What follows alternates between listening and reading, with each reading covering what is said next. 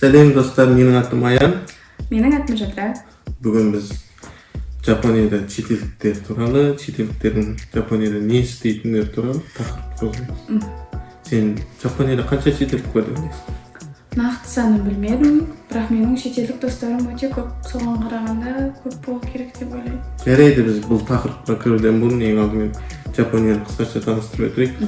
Мысалы, достар, сіздер білесіздер, Жапония Азиядағы ең дамыған мемлекеттердің бірі. Мысалы, экономика жағынан, оқу ағарту жағынан және мәдениет жағы болсын. Мысалы, экономика жағынан алып айтсақ, бұл дүние жүзі бойынша бұның GDP 3-ші орында тұрады екен. Оның үстіне әзір біз, мысалы, Жапонияға көп оқушылар оқуға келеді. Бұның оқу ағартуы дүниедегі алдыңғы орында тұр. Мысалы, алып айтатын болсақ, Нобель сыйлығында бұл 7-ші орында тұрады екен. Жиыны 27 Нобель сыйлығын алып болды. Бұл көп па әлде аз? Бұл енді 7-ші орында тұрады, оңай емес. Азиядағы мемлекеттердің ішінде ең көп.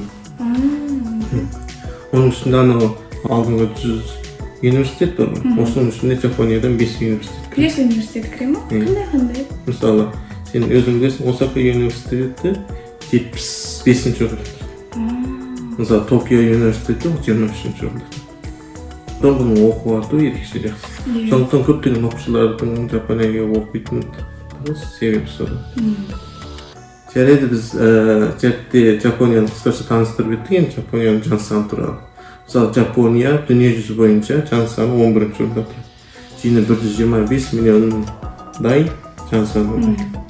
Оның үстіне Жапонияны білесіздер, жер саны өте аз. Жері кішкентай. Содан білуге болады, ана жан саны тығыздық ерекше жоқ. Ал енді Жапонияның жан санын алып айттық, енді шетелдіктердің жан санын айтайық. Шетелдіктер, мысалы, бүкіл Жапония жан санын 2%-ін ұстайды екен. Бұл деген сөз, бұл жақынғы статистикаға қарағанда Жапонияда 2,9 миллион шетелдіктер. Жарайды, енді шетелдіктер мүмкін дүниенің әр жерінен келеді, дұрыс па? Мысалы, бұның ішінде Азия құрлығына дейін көп келеді. Бұл Азиядан келетін шетелдіктердің саны 84%-ін ұстайды. Жалпы шетелдіктер саны? Жалпы шетелдік саны 84%. Одан Оңтүстік Америка, Африка және басқа мемлекеттерден келеді. Ал енді, мысалы, бұлардың ішінен әр мемлекеттен келеді. Қай мемлекеттен көп деп ойлайсың? Білмедім. Қытай болуы мүмкін? Әрине Қытай бар. Қытай бүкіл дүние жүзі бойынша жан саны ең көп мемлекеттердің бірі. Оның үстіне Жапония мен Қытай ерекше жақын болады. Әзірге 1-ші орында тұратын Қытай, 2-ші орында Корея, 3-ші орында Вьетнам. Ал енді мына Америкадан келетіндер, олар 9-ші орында тұрады. Бұның ішінен мысалы Қытай елін неге сонша көп келеді дегенде, мысалы, мен алып айтсам, мен кішкене кезімнен бастап Жапонияның анимесін көп көремін. Содан мәдениетті жақсы сіңіскен. Одан кейін бірі мүмкін тілі жеңіл болуы мүмкін Қытайдан келгендер. Өйткені білесің, Жапонияда канжи деген болады. Канжи, мысалы, Қытайдың әрімен ұқсас жерлер, мағыналар ұқсас жерлері көп болады. Ал енді Кореяны алып айтсақ, неге 2-ші орында десек, мүмкін жақын болуы мүмкін. Оның үстіне менің кореялық достарым болған, бұлардың жапонша үйрену өте тез болады. Мүмкін тіл жағынан ұқсастықтар ерекше көп болуы мүмкін. Ал енді 3-ші орындағы Вьетнам. Олар не үшін көп келеді? Енді Жапон мектебін оқып жүргенде тең жартысы Қытайдан келеді, қалған тең жартысы Вьетнамнан келеді достар болған. Бұлар неге көп келеді деп мен де сұрағамда, мысалы, бұда ең бастысы, мысалы, еңбектің бағалануы. Одан қалса, бұл жердегі тұрмыс, мысалы, Вьетнамнан әлде жақсы. Сондықтан көптеген вьетнамдық достарымыз осы жерге оқып, қалып, осы жерде тұрмыс өткізгісі келеді. Жақсы өмір іздеп келетін болып. Иә. Ал енді біз, мысалы, шетелдіктер осы Жапонияның әр жеріне жүруі мүмкін. Біз қай жерде жүретін туралы алдымен тоқталып өтейік. Мысалы, Жапонияда солтүстік, орта және оңтүстік деп бөлінеді. Солтүстікте Хоккайдо аралын өзің білесің. Мысалы, қысы өте қатты, 1 метрден астам қар жауатын жерлері болған. Орта бөліктері енді ауа райы біршама жылы, экономиканың дамыған жерлері ғой. Енді оңтүстігінде мысалы Окинаваны өзің білесің. Бул эми эрекше көркөм аралдардын Иә. бири. Сона енді біз жинақтап келсек, бұлдың ішінде чет елдердің ең көп тұратын жері Токио. Иә, орталық астанасы бір жағынан. Иә, мүмкін қызметтің орайы да өте көп болады. Бұлар 19,7% чет елдердің осы Токиода тұрады. Ал екінші орында Aichi деген облысы бар, жапондардың. Мысалы, ол жерде Токиоға қарағанда зат бағасы арзан, үй арзан. Оның үстіне ол жерде жұмыс да көп табылады. Бұл жерде машинаның серіктіктері өте көп. Иә. Одан кейін үшіншісі Осака. Бұл неге дегенде Осака қаласы, мысалы, Жапониядағы екінші үлкен қалалар. Иә. Орай көп, жұмыс көп деген. Одан ол жерде заводтар ерекше көп болады. Көп, иә. Одан кейін төртіншісі біздің әзірге тұрған Канагава облысы. Ол не үшін? Ол не үшін дегенде мүмкін Токиоға жақын шығар. Білесің, мен жұмысым Токиода. Енді өйткені Токиода үйлер өте қымбат қой. Көптеген адамдар Токиода қызмет істеп, жанындағы басқа райондарға барып тұрады. Жарайды, енді біз шетелдіктер Жапонияда тұрады боламыз. Бұның ішінде мүмкін түрлі адамдар бар. Мысалы, қызмет істейтіндер бар, мысалы, оқушылар бар деген. Бұлардың визасының құрамдары ұқсамайды. Әртүрлі визамен Жапонияға қалуға болады. Солардың ішіндегі ең көбі Жапонияның Green Card алғандар екен. Олар бұл шетелдіктер санының 27%-ін ұстайды екен. Ал енді оқушылар нешінші орында тұрды? Мен негізі бірінші орында оқушылар тұрады деп ойлағам. Мен де сөйтіп ойлағам, бірақ бұл оқушылар тек 5-ші орында тұрады екен. Бұл бүкіл шетелдіктердің 9,7%-ін ұстайды. Одан қалғандары болса, мысалы, жапондықтармен той жасаған, болмаса тікелей туыстары Жапонияда қызмет қылған. Отбасы деген, баласы деген сияқты. Ал енді мүмкін бұл, мысалы, шетелдіктер жұмыс істеді, дұрыс па? Қандай жұмыстар жасайды сонда олар? Егер көп пайызын солар алып тұр ғой. Мүмкін сауда болар десең, бірақ ең көп жұмыс жасап жатқан салалары Жапонияда өндіріс саласы екен. Иә. Мысалы, менің компаниямда білесің, бұлар су шығаратын құбыр осын шығарады. Осыларды көп деген, мысалы, Қытайдан келген шетелдіктер ерекше көп нәрсе. Өндіріс саласы бірінші орында тұрады. Одан кейінгі екінші орында тұратын мына қызмет өтеу салалары екен. Бұлар бұл 16,1% ұстайды екен. Одан қалса құрылыс саласы және мына білесің шетелдіктердің, мысалы, индиялықтардың, одан кейін Қытайдың ресторандары бұлар. Бұлардың өзі 11,8% болады. 11,8% деген 200 мыңнан астам адам. Сондықтан бұл ерекше көп, еңбек күші. Ал енді мысалы бұлар енді шетелдің жерінен келген, дұрыс па? Бұлардың ішінде ең көбі Вьетнамнан келген адамдар үшінде көп жұмыс істейді. Бұлар бірінші орында тұрады. Жаңа қызмет визасы бойынша сонда вьетнамдықтар көп деген сөз. Иә. Жұмыс істеп жатқан Жапонияда Вьетнамның саны ең көп. Қытайдан да көп. Екіншісі Қытай екен. Сондықтан бұның себебі не дегенде жарты біз көріп айтып, бірінші жан санына келген кезде бұлар қытайлықтар. Бірақ жұмысқа келген кезде бұлар екінші орында.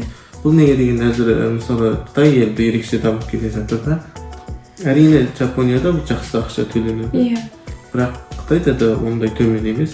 Бірден бір қытайлықтарды өздеріне тартатыны Қытайда әзір бәсеке өте көп. Халық саны көп қой. Халық саны көп, бәсеке көп.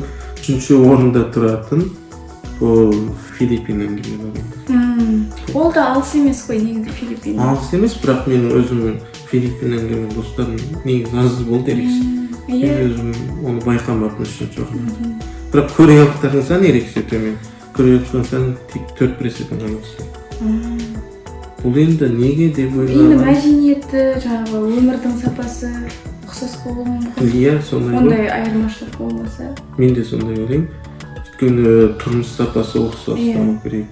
Онан кейін мәдениет жағынан ешқандай тартымдылық жоқ болуы мүмкін Жапония. Жарайды, біз енді осы жерде бір қорытынды жасап өтейік. Жапониядағы шетелдіктердің саны бүкіл Жапония жан санының 2%-ін. Бұл 2,8 миллион адам. Одан кейін Жапонияға келген шетелдіктер 497 мемлекеттен келеді екен.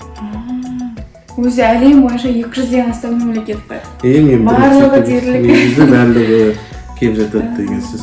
Одан кейін шетелдіктер Жапонияның негізгі қалаларында тұрады. Жапонияда ең көп тұратын шетелдіктердің визаның түрі ол грин карта. Грин карта 5 жылдан асқан уақытта беріле ма әлде? Енді әдетте қызмет істеп 5 жылдан кейін сен грин картқа өзіңді ұсынсаң болады. Одан олар көп уақытта тексеруден өтесің, содан болсын саған бересің. Бірақ бұл грин карта алу деген, мысалы Қазақстанда да сол грин карта алсаң, сен барлық жұмысты істей бересің, бірақ саясатқа қатысуға болмайды. Одан кейін, мысалы жердегі 2,8 миллион шетелдік бар дедік, осының 1,7 миллионы қызметте екен. Жартысынан асқандар осында қызмет істейді деген. Осы қызмет істейтін ішінде ең бірінші орында тұр. Екінші Қытай. Одан бұл жерде тағы бір айта кететін жұмыс бар. Бұл жерде жұмыс істегендер, жұмысшылардың, мысалы 30 жастан төмендегілері, бұл жұмыс істегендері 3-тен 1-ін ұстайды. Көп қой, е? Бұл жастардың саны бұл жерде көп деп ойлаймын. Мысалы оның үстінде әзір Жапониядағы компаниялардың 3-тен 1-і шетелдіктерді қабылдайды. Ол да көп қой. Олар не үшін шетелдіктерді қабылдайды? Білесің, Жапониядағы әзірге ең үлкен мәселелердің бірі бұл қартаю мәселесі. Әзір қартаю мәселесінде Жапония дүние жүзінде бірінші орында тұр. Екінші орында Корея, үшінші орында Қытай тұрады. Ал енді біз бұл жерде тоқталып жүрсек, Жапония бірінші орында дедік, екінші Корея дедік. Бұл Жапония мен Кореяның даму саласы бірдей болғанда. Мысалы қоғамда мүмкін бір дамып бір чекке жеткенде осындай қартаю мәселесі болуы мүмкін. Көптеген адамдар балалықсы келмейді деген мысалы. Одан кейін үшінші орында Қытай деп айттық. Қытайда менше бұл үшінші орында шығу, жоғары болып шығуының бір себебі Қытай неше жылдар бойы жоспарлату саясаты. Бір бала деген. Бір бала ғана аласың. Сондықтан әзір қартайғандар көбейіп, балалар азайып қалды. Бұл да бір үлкен мәселелердің бірі. Ал енді осы мәселені шешу үшін үкімет неше түрлі амалдарды ойластырған. Біріншісі фермаларды, заводтарды машиналастырған. Бұл машиналастырса еңбек күшті қажет етпейді. Әзір Жапонияға жетіспейтін еңбек күш. Ал екіншісін алып айтатын болса, бұл аналардың күтімі, балалардың күтімі жағынан ерекше әлеуметтік көмек береді. Әлеуметтік көмек ерекше. Мысалы осының алдында бізге келген қонақтар айтып өтті, бұрын балалар бақшасына кіргізгенге ақша алатын болған. Әзір ақша алмайтын болған. Ол да бір жақсы негізі көмек қой бізге. Ал енді үшіншісі болса, осы шетелдіктерді өздерінде қабылдау. Енді еңбек күш ретінде. Менше бұл алдыңғы екі, мысалы фермаланы машиналастыр дедік. Одан кейін саяси жағы көмекті.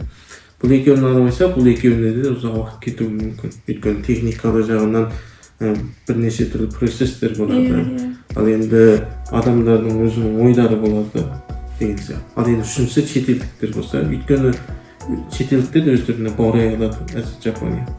Өйткені дамыған мемлекет, экономикасы жақсы, білім беру системасы жақсы деген сияқты. Және біз айтып, бұл шетелдіктердің, жұмыс істейтіндердің 30 жастан төмендегілер 3-тен 1 есебін ұстайды дедік.